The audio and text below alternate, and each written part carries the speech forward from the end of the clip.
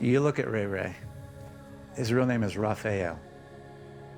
Raphael, after the archangel Raphael. Raphael is mentioned in the book of Enoch as an archangel of healing for humanity. An angel that draws people closer to God and helps people who are going through tough times. So he's an archangel of healing. That's what he is for people. That's what he is for the sport. He is his namesake. And he takes that namesake seriously.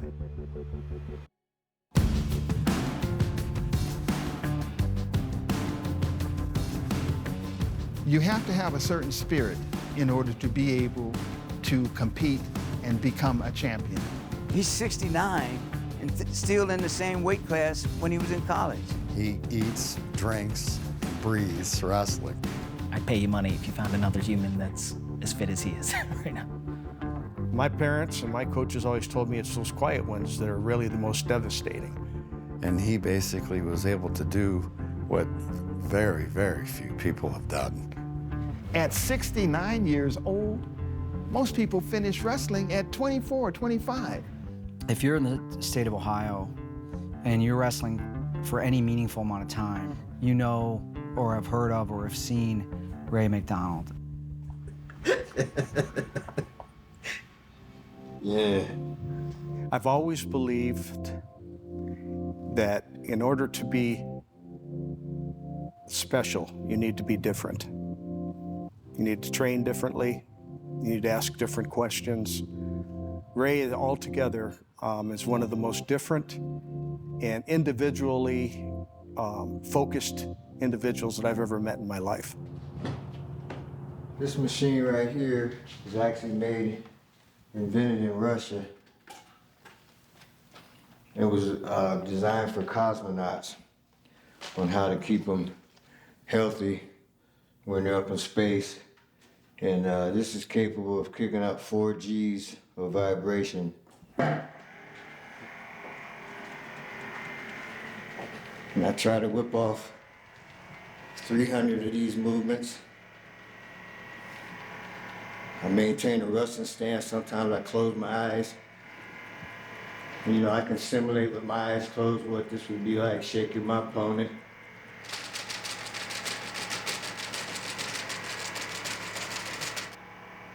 Breaking the guy's tie up, 600 pounds of square inch pressure. Now obviously I can't close the bar all the way, but I can certainly pull an opponent's knees together on a shot. So we got the 5-second mark where I know where I'm at, and I'm off. Basically, I've never been able to do the 2-minute hang watching the clock. It's really a mental thing. And what you have to do is you have to put yourself somewhere else mentally. So at 2:05, I'll be done with the 5-second start. 4, 5, and there we are. It never gets easier. You know, I would like to believe I'm in the top 10 percentile of 69-year-olds, but I'm not settling for that. I'm going for the top 1 percentile, and I think there can only be one of them. So first I have to decide that I'm in the top 1% as the national champ coming up soon here in Vegas at the end of April in freestyle. And then I'll get a chance to make my claim as top 1 percentile in Warsaw, Poland for the Masters World Championships. So, putting it all on the line on behalf of all those that have been in my corner, and this is why I'm here today. And now we're here at the Grandmaster Lang's Pentagon secret base, and it's time to get popping. So I didn't know Rae until I got to meet him out at Fargo when I was taking my daughter out there. The moment I went up to him, he gives you the bro handshake, even though I barely know him. And so it didn't take long talking with him that he felt like someone I've known my whole life. It was a bit audacious of me. I said, you gotta just come join our team. And I didn't know exactly what he would do, but I knew that Rae would be a positive force of energy and it could lead to really great things. He hadn't wrestled for 30 years competitively. That gave Rae the resources and the opportunity to fulfill a lifelong dream. This is training day 2 with me and Rae. But training day, I don't know how many thousand for Rae. Do the math. When did you start wrestling, Rae? 1969, so I think that was my sophomore year.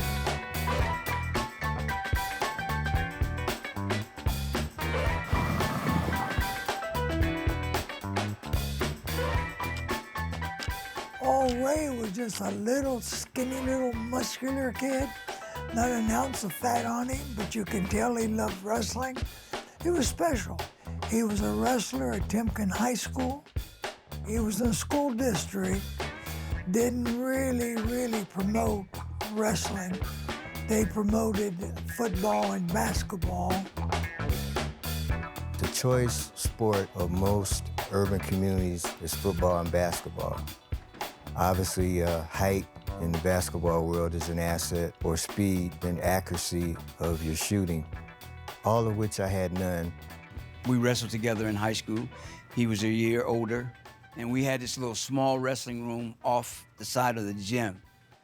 Now I remember. This was the room.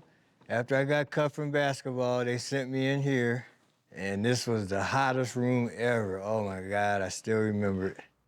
When I first went out for wrestling, I hated it. The wrestlers were smelly, they were sweaty, they didn't like me. I didn't know anything. And here I am running from bullies outside the high school. Now I'm in a small room with bullies who don't like me for sure, because I'm an ex-basketball player that had been taunting them. So it was like I jumped literally out of the frying pan into the fire. While we were practicing basketball, the wrestlers would come in from this exit, and they would have a single file line, and they would come in here, and we would be cracking up from the gym floor, calling them stinky, and you guys, we like those tights. So when I showed up at their door, the captain of the team announced, looky here, Mr. Loudmouth is here. And Mr. Garfield just kind of let them put me through a form of hazing. Wrestling is brutal. It's brutal. This is a strong contact sport. You have to really have that desire in your heart to be able to go out on the mat, because you don't have anybody else to depend on.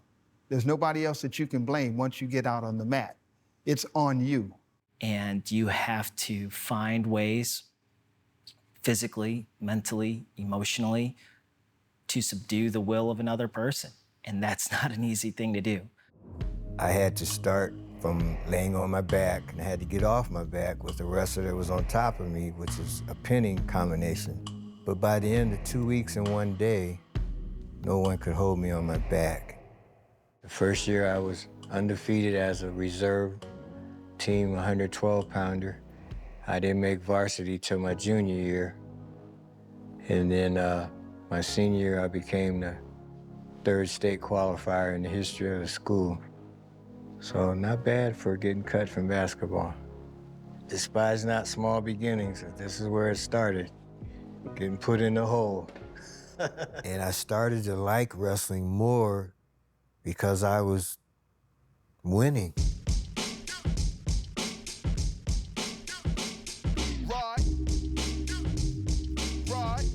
When I got to RUDIS, Jesse started breaking down things for me, and we started putting the work in. I can see you now with my red view. Woo. Touch one hand, me, man, I dare you. Woo. Leave no witnesses when I tear through. Woo. I got a few things that air you. Woo. Young and old, anybody can get it. Anybody who listens to intercoms and attendance, get them gone, let them know this is more than a scrimmage. Something big coming, this ain't no regular business up. Who gon' stop the mission? It's more than optimism, my ups can get it. I'm talking Dr. Fitness to stop the witness. When Jesse assessed me, he indicated to me that I had very good mobility and motion for my age bracket. That would probably be my ace card, but I was going to have to evolve to where the hand fighting and the stance of motion has developed at the collegiate level. The athletes that are still competing are doing stuff that's light years away from what you did back in the 70s. The workouts were tough. Right when I think I would hit the wall, he would get one more rep out of me, one more shot.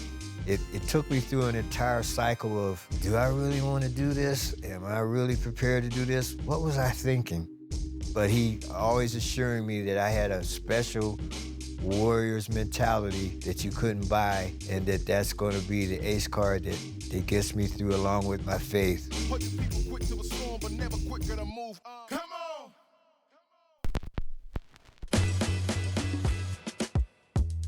My career at Mount Union, I started off with the pen. I went undefeated. I had 16 pins. I had the most pins in a season. I became the second conference champ as a freshman, and I got a standing ovation. And I can distinctly remember how embarrassed I was, but I remember that it felt really good. As we got older, you know, everybody was saying, well, where's Rae, man? Where's Rae? Where'd Rae? Well, he went to Mount Union. Oh, okay, I'm going over to Mount to watch him. They became fans. Well, Mount Union was a great educational institution. When you walk into the room, man, there's some expectation there. You know that you're gonna, have to give everything you got. And Rae was just a big part of that, man. He's part of that aura when you walk into the room that, gotta represent, baby, gotta represent. We just had a lot of fun. We used to beat each other up in the room, so it was really competitive. And Rae was basically the starter for our team. I went to Mount Union from 1971 to 1975. I was four-time conference champ, first time at the same weight class, first MVP of the OAC tournament in the history of the school, first All-American in the history of the conference, the Ohio Athletic Conference, first two-time All-American in the history of the Ohio Athletic Conference. I was recognized twice as the most outstanding athletes of America. I was MVP of the team twice, and I became the first wrestler inducted into the Mount Union Athletic Hall of Fame in 1992.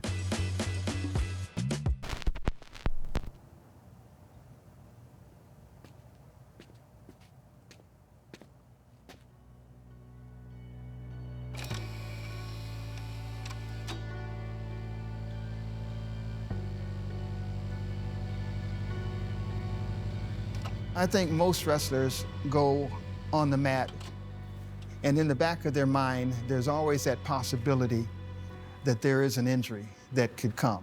We've all been injured, but it all depends on how you take the injury. So the last match that I actually wrestled, it was more of a dare. One of my favorite guys says, "Why don't you wrestle? Come on, go with us, go with us." And I was like, no. Oh, come on, coach, come on. Now you're getting under my skin with it. All right, I'm going. I go to this tournament. Now I'm in the finals. Somewhere in the course of the match, toward the end, he did something offensively, and I had the perfect counter that I had used for years. As I was going to re-drag his elbow to come up on top, he decided to go cross-body, which my ankle was posted and he rolled it. To this day, I cannot watch the video because it sounds like a rifle shot. And Coach Hunter helped me over to the doctor, the attending physician at the tournament, and he informed me that had I wrestled another minute, that I would have had to have major surgery. So I left and I missed 2 weeks of work. Needless to say, My family was not happy with me, and I decided that it was time to call it a day wrestling competitively.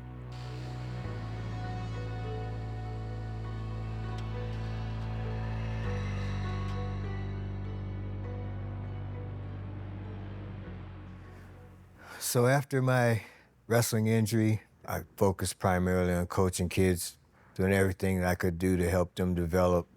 And that was my passion for 40 plus years.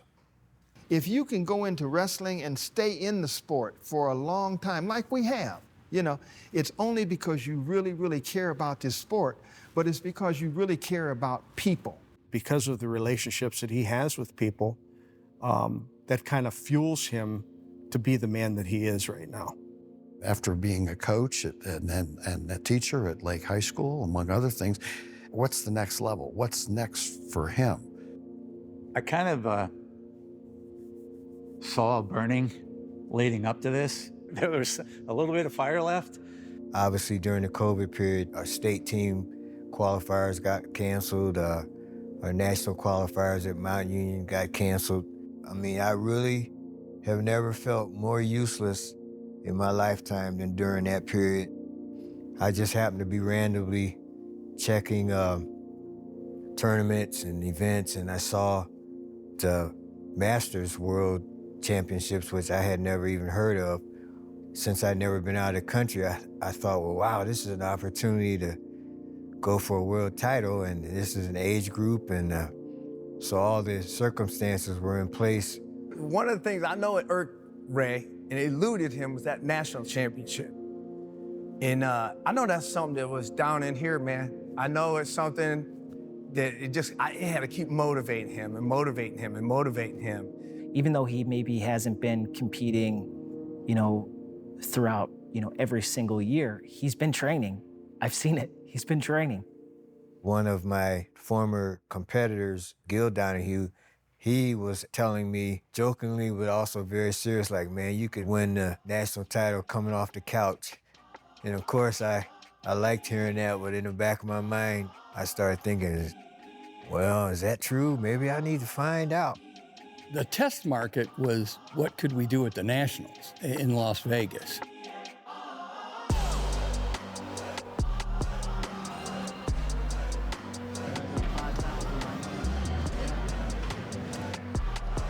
When I got out to the U.S. Open, a lot of negative thoughts started to set in on me. I really didn't know how to warm up because I hadn't warmed up in so long with a partner. And so I'm watching all the activity, all the different age groups, all the defending champions, and I was starting to feel very insecure. Rae was very nervous, too, by the way. I mean, he was probably moving a little more than he normally does. Now, from having conversations with Rae while he was out there, I knew he was a little bit concerned about his next opponent. I believe the guy was a returning champ. This Iranian-American was going to be there, and everybody knows him. I mean, wrestled in Iran all of his young life, was a top wrestler. What was conveniently left out of my strategy was knowing the full achievements of Shirzad Ahmadi. I was standing next to the women's coach, USA coach, and I heard several other people talking about they were there to watch this guy wrestle. I realized, okay, it's on now. McDonald! Right here.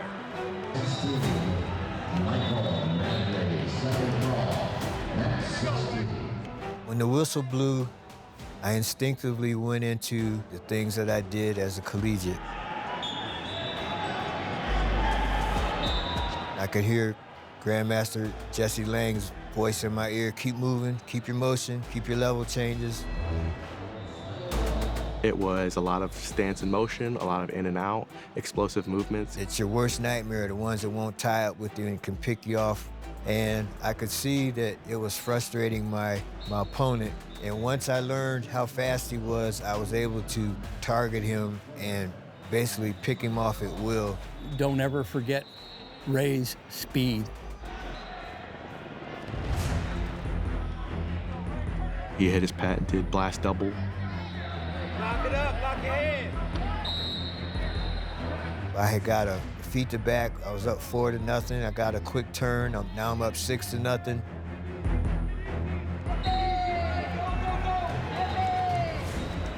he started being a little tricky in his bottom positions. He actually caught me a couple times where I was able to adjust, probably just because I was a little younger or the fear of failure kicked in and gave me that extra burst that I needed. And actually, I hurt myself off the first shot, the top of my head. I really cracked. It must have been his jawbone, but as soon as I felt his balance breaking, the pain went away magically. But once he got going, he felt very comfortable.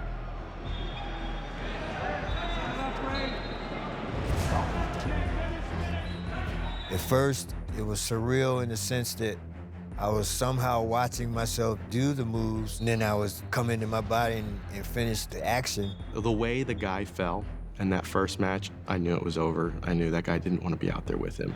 But by the time I tech-fought him, it was still the first period, and then I knew that I had arrived, basically.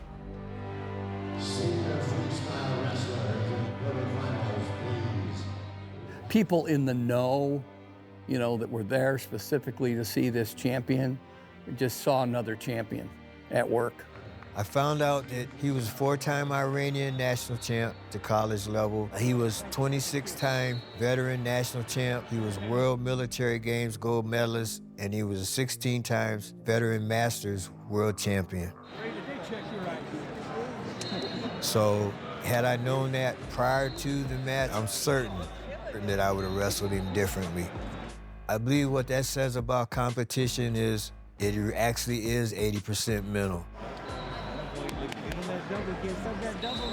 After he got through that, I think the only thing we had to be concerned with was how many times he was gonna penetrate on that power double leg.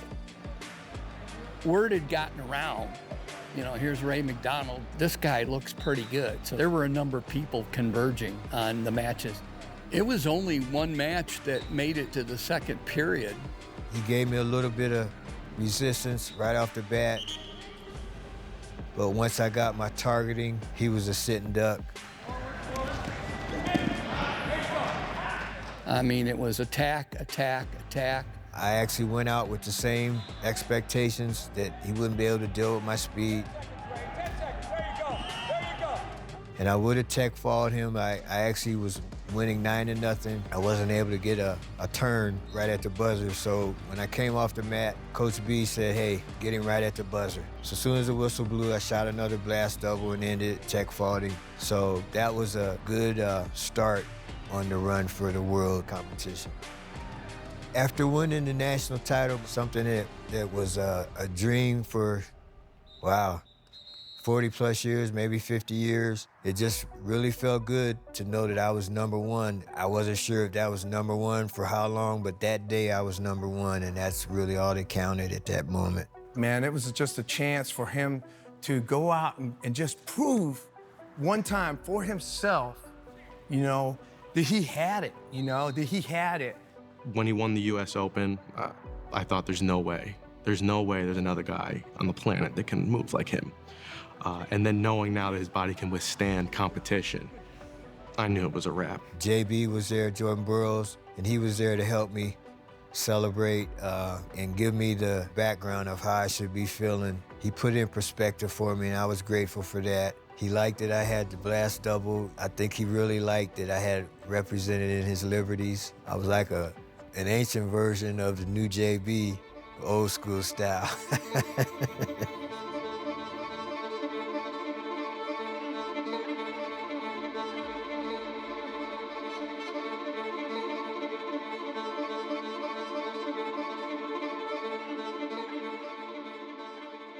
When you're out there, you're controlling yourself.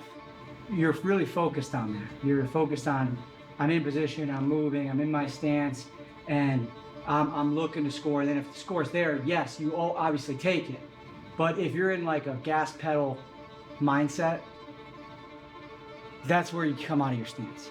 The first 30 seconds is not indicative of the whole match. Because today, I thought you actually did a great job at coming in slow, and I think that's okay.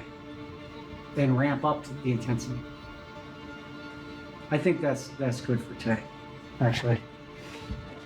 Thank you. This guy's the man. Grandmaster Lang. My seafood, baby. Best in the world.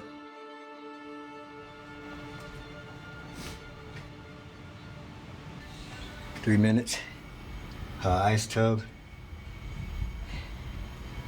First time doing it. Here we go.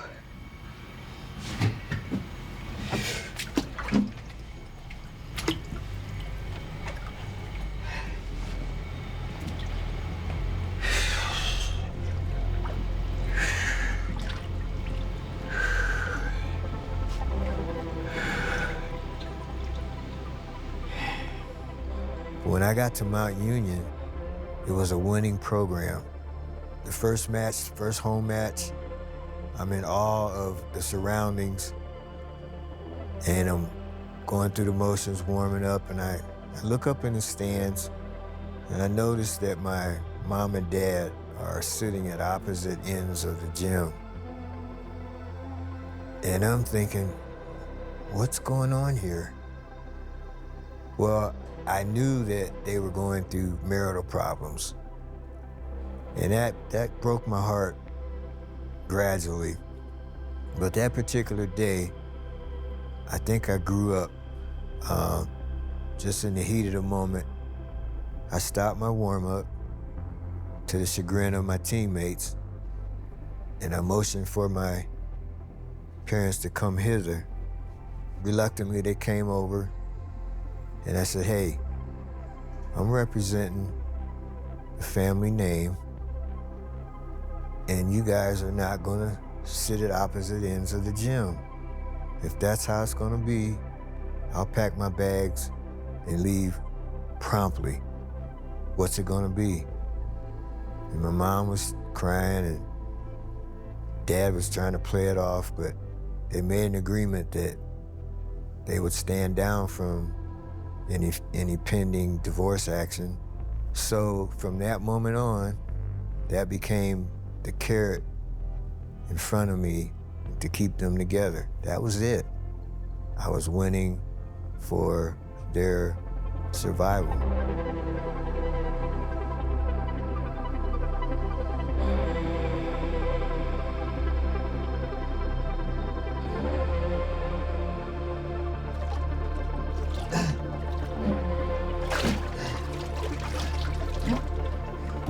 Feel marvelous. I feel like a black popsicle. Yeah, it ain't so bad. Yeah. As I did my homework on my query to find out where the world championships were being held, the new worlds are gonna be in Poland, I told Jesse, well, this is D-Day. I have my marching orders. I don't know if I'm ready for what's entailed there, but I'm ready to man up and find out.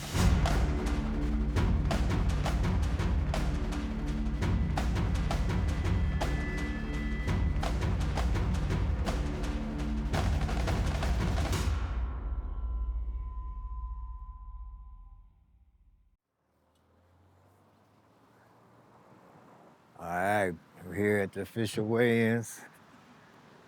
6 o'clock, start doing the thing. Arriving in Poland and, going through the weigh-in process where everybody's looking at everybody, and I found myself trying to see who was my size and sneak over and check their weight while they were on the scales. I mean, I went into covert mode that I didn't know existed. It seemed like my weight class was probably one of the smaller ones because I don't think many grown men can stay at 136 pounds their whole life.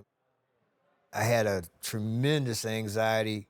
I felt like everybody was looking at me, and they were, because I was the only black guy there. So I accepted that. Here's the only African-American in the tournament. Here's the only African-American in the building. And Rae knows he's representing that as well. He's representing his Lord, he's representing his country. I think some of the South Africans kind of made light of it. One of them came up and made me identify myself like he was my dad. And I just heard the tone in his voice like he was just talking down to me. I shook it off, but I identified myself. So now his teammate knew that I was the guy because I didn't wear any name stuff. You know, I tried to keep my hood up and be as obscure as possible. The actual day of the freestyle, the same guy came by and I had my Jesus shirt on, which I always wear.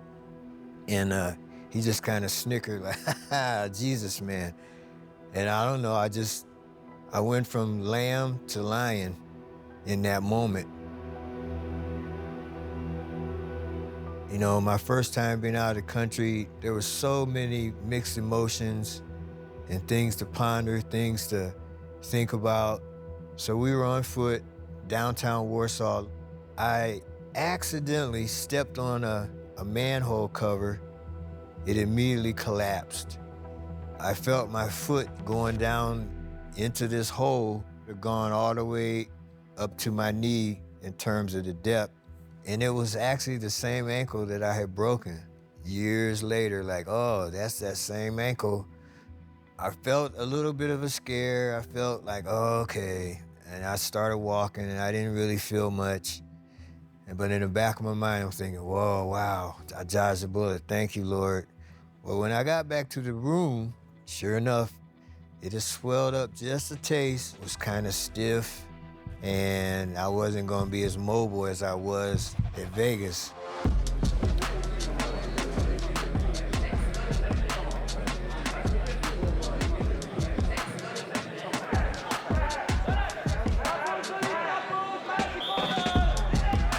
The day of the actual tournament, they're starting to call weight classes out, and you know it's on and popping.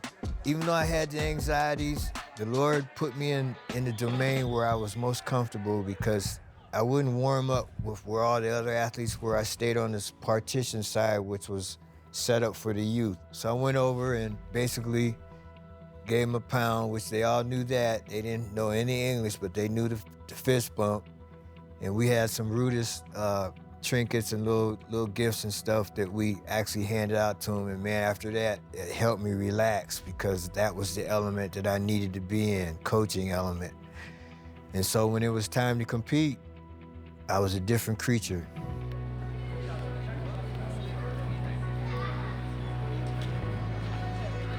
Zapraszam do stolika speakera. Sędziowie zapraszani są do stolika speakera. Right before it was time to go out, the eventual finalist opponent that I would have had just dislocated the arm of his opponent in the round robin, like a minute into the match. I happened to stand there and use my phone and tape the South African against the other American in the previous match leading up to their match. And this guy was good. He was strong. And he took the guy's arm in an unnatural way and just cranked it.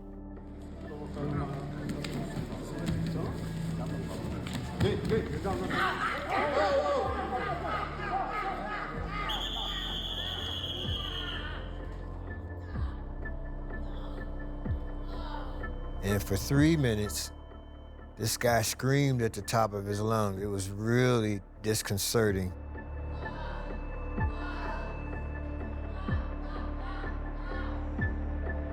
The guy ended up defaulting, couldn't come back out again.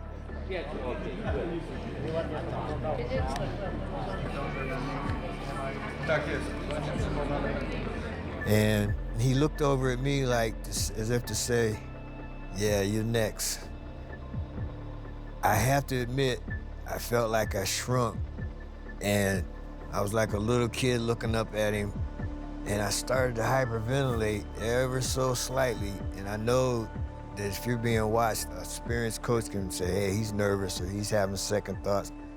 The South African guy pulled his shoulder out, and he's unable to perform. So Rae will have the gentleman from South Africa in the next round.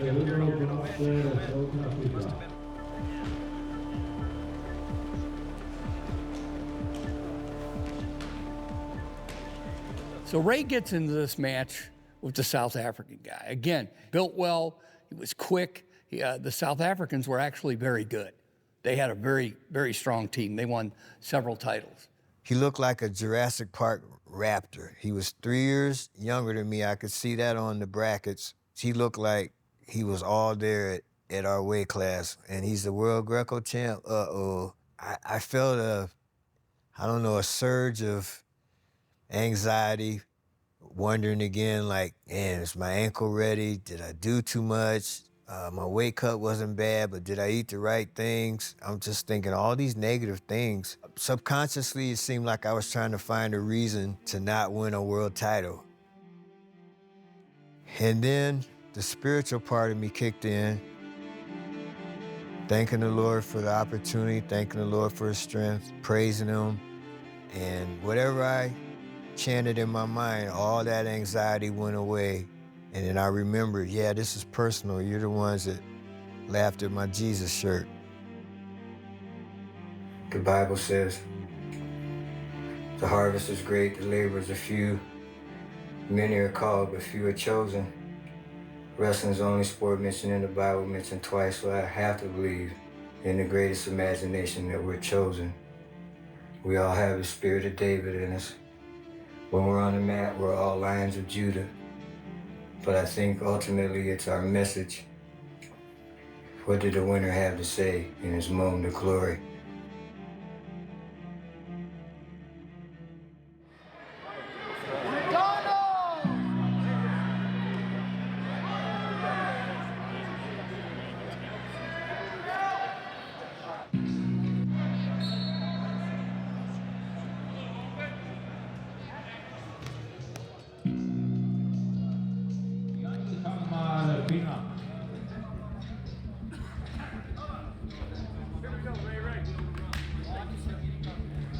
Here we go, Ray.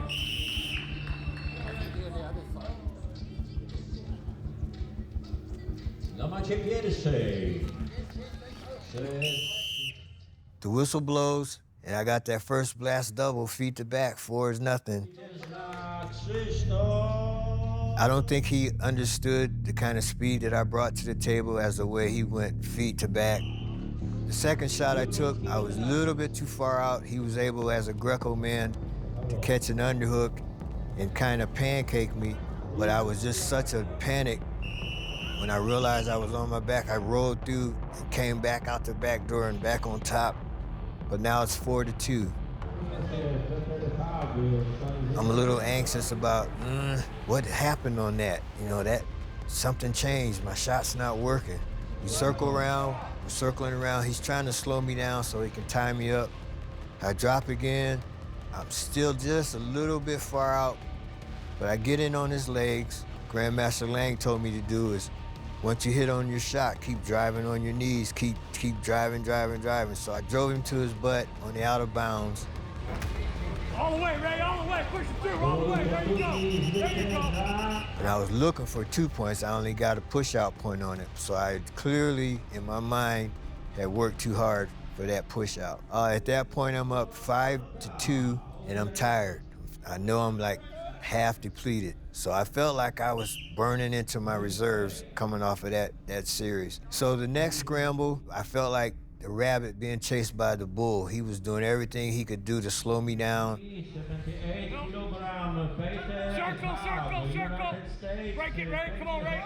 Circle the middle. Come on, Ray. I knew a lot of thought went into the match, a lot of tactical things that people don't see if they don't study. Timing was pertinent. And I maneuvered around using stance and motion. And this time, I did one of my Inspector Gadget moves. I started playing with my headgear, and as he was walking to me, I level changed, did another blast double.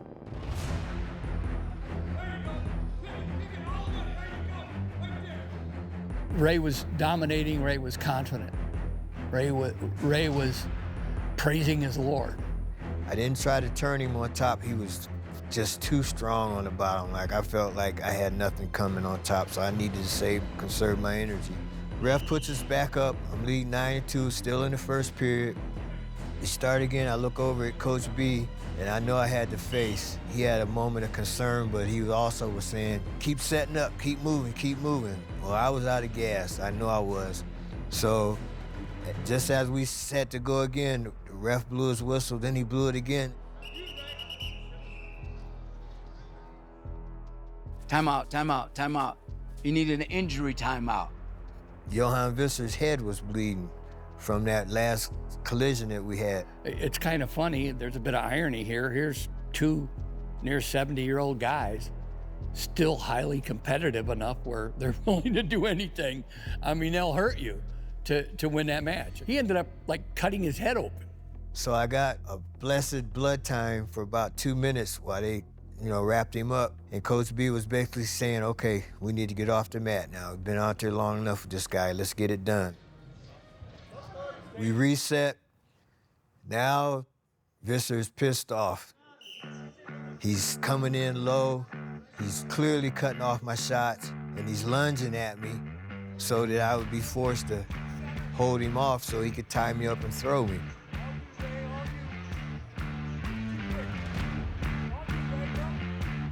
Again, I did a level change, and I shot again, and this time I realized I was too far out. He caught me with that same underhook that he had turned me with, but somehow I was able to lower my level and, I don't know, kind of get wide, and as he was going back, and I was able to float from one side of his body to the other side, and when we landed, I had the angle. He rolled the opposite way without what he thought he was gonna have, and then we rolled back. I had a reverse half, and I knew it was gonna be over right there. And the referee signaled that I had a tech fall, and the match was over at 13-2 with probably about 35 seconds left in the first period.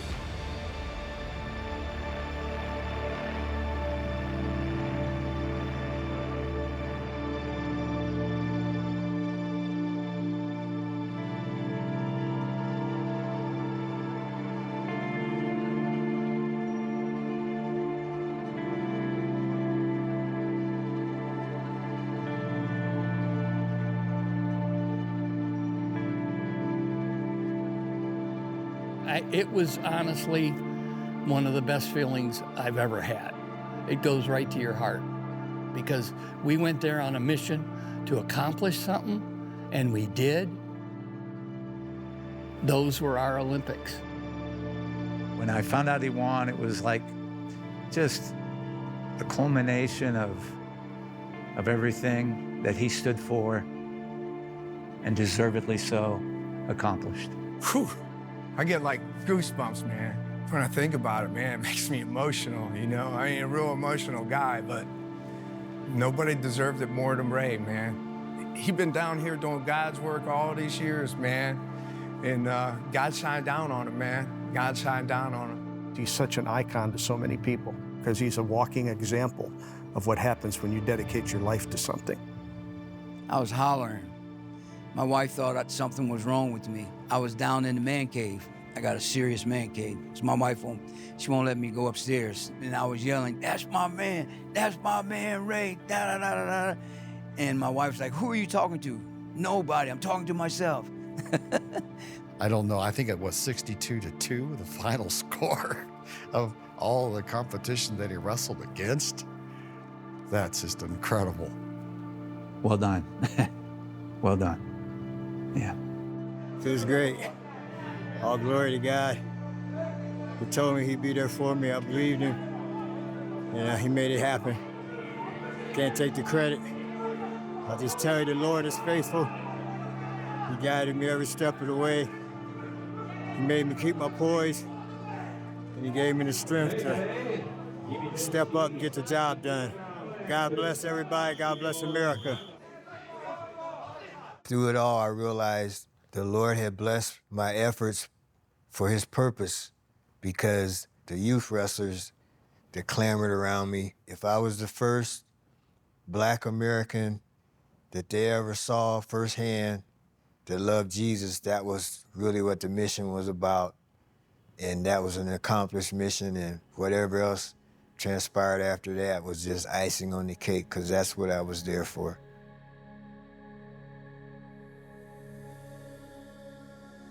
Everywhere I go, I'm not surprised, but I always smile. When I see Rae, or I bring up Rae's name, or I'm in a place with Rae, Rae's got a friend. Rae's got more than one friend. Rae was always the kind of guy, he's so cordial with pretty much everybody. I don't think there's anybody that doesn't like Rae. I would say I'll always love him, and love him for the fact he's putting back into wrestling like I have, like Bobby Douglas has, like a lot of coaches have. You know, take a little bit from the sport, but put a lot back into it. You know, I've seen him at a wrestling tournament and see a little kid come off the mat crying. I've seen Rae go over and put his arm around the kid. I don't know anybody else that's ever been as dedicated or as intentional about his influence on people.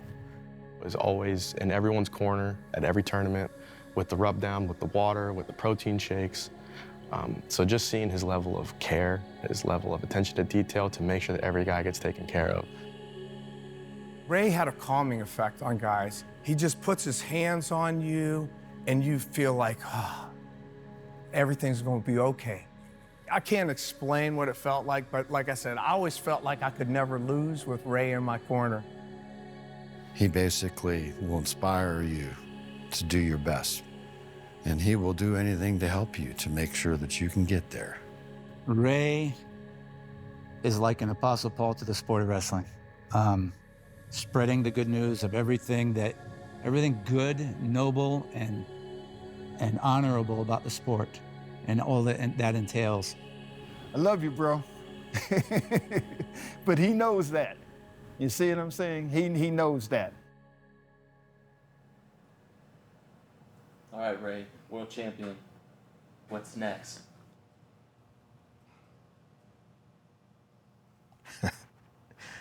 Let's do it again.